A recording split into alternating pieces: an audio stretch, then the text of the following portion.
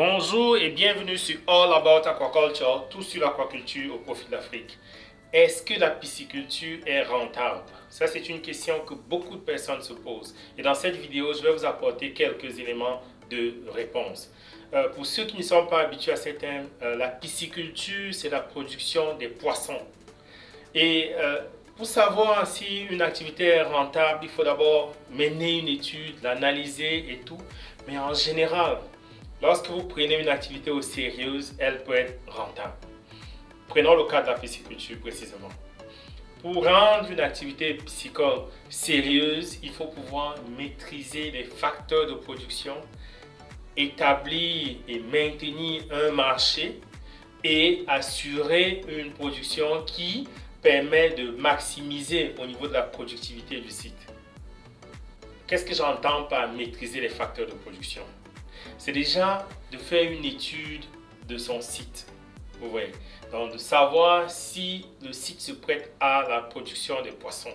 Si c'est un site qui est aménagé pas loin d'un cours d'eau, c'est d'étudier la pente et voir si on peut construire des étangs. Analyser le sol pour voir s'il y a suffisamment d'argile pour pouvoir retenir de l'eau au cas où on construit des étangs. Et sinon, voir dans quelle mesure mettre des membranes pour pouvoir retenir de l'eau ou bien faire un tapis biologique pour pouvoir retenir de l'eau, par exemple avec de la matière organique comme la bouse de vache et ainsi de suite. On peut faire un tapis organique dans un étang qui normalement ne pourrait pas retenir de l'eau.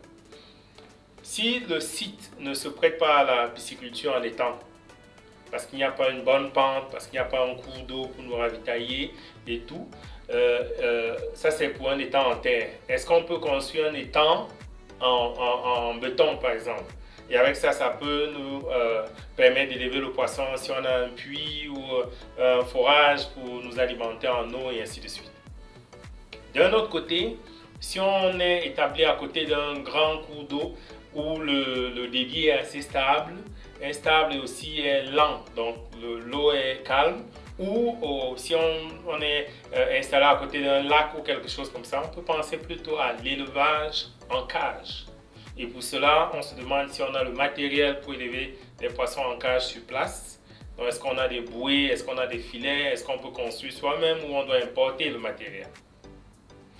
Si par ailleurs, on a la possibilité d'avoir suffisamment d'énergie électrique à travers le solaire ou, je ne sais pas trop, le système public d'adduction et de ravitaillement en électricité, on peut envisager la pisciculture hors sol, en bac circulaire ou rectangulaire, en béton ou en plastique et ainsi de suite.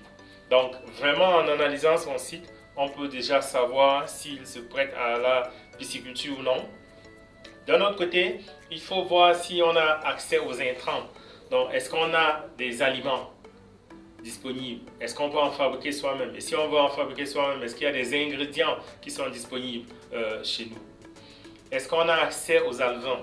Ou bien est-ce qu'on peut en produire soi-même? Est-ce qu'on peut monter une écloserie? Est-ce qu'on peut avoir des géniteurs de qualité localement? Est-ce qu'on a la main d'œuvre pour pouvoir gérer une écloserie et ainsi de suite?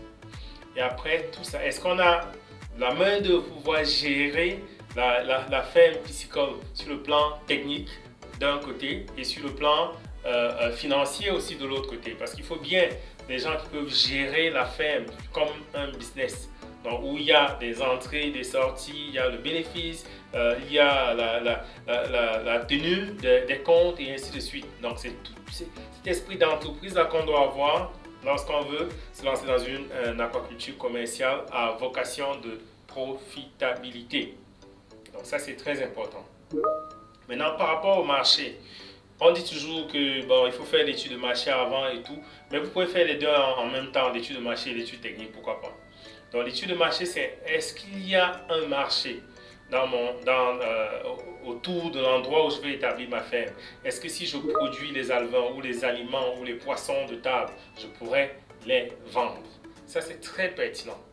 Très, très, très pertinent. Parce qu'à la fin, il faut pouvoir vendre. Si vous produisez et que vous ne parvenez pas à vendre, vous n'allez pas pouvoir vous faire du profit et vous ne pourrez pas maintenir vos installations, payer votre personnel et ainsi de suite. Donc, il faut vraiment que le marché soit là pour pouvoir vous permettre de pérenniser vos actions sur le terrain. Et quand on parle de la maximisation du potentiel aquacole ou piscicole de votre site, ça c'est déjà l'optimisation. En agriculture en général, incluant la pisciculture, il est bien d'être au moins à 85%, donc au moins à 85% du niveau optimal de production qu'on peut atteindre avec ces installations. Donc quand vous êtes en bas de 85%, des efforts s'imposent. Et si vous pouvez vous rapprocher même de 100% de votre potentiel, c'est une bonne chose.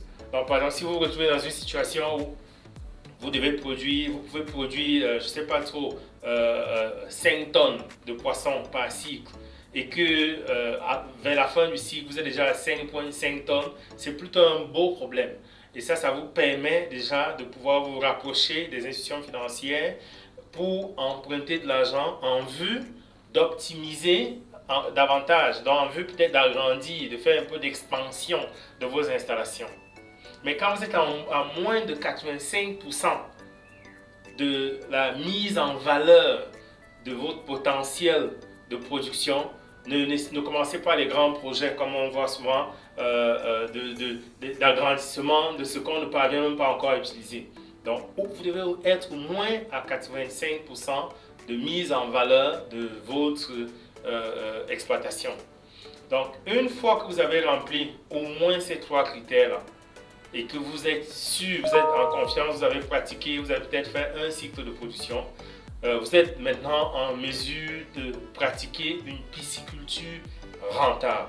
Donc oui, la pisciculture est rentable si vous la prenez au sérieux et si vous la considérez comme un business. Donc si vous pratiquez de la pisciculture commerciale, elle va être rentable. Les bonnes pratiques existent.